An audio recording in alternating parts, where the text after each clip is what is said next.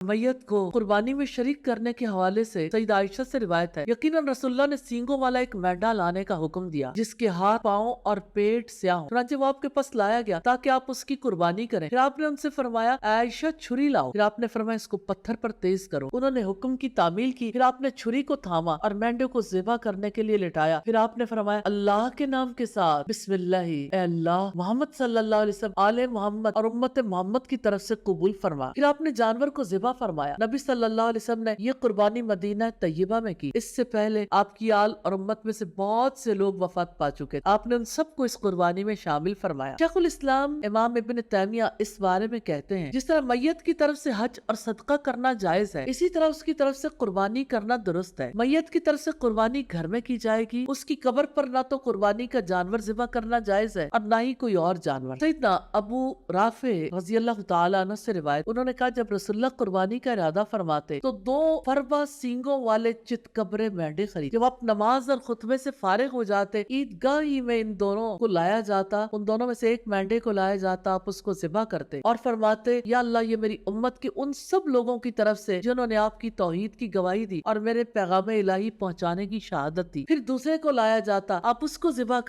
करते वक्त फरमाते, या अल्लाह, ये मोहम्मद सल्लल्लाहु अलैहि वसल्लम और आले मोहम्मद की तरफ से। और आप इन दोनों मेंढों के गोश्त को मिस्कीनों को खिलाते, खुद भी उसमें से खाते, अपने घर वालों को भी खिलाते। तो जिस कुर्बानी में मैयत को जिंदा लोगों के साथ शरीक किया जाए, उसका गोश्त कुर्बानी वाले खुद भी खाएं, मिस्कीनों को भी खिलाएं। इमाम तीबी फरमाते हैं, ये इस बात की दलील है कि अगर कोई शख्स मैयत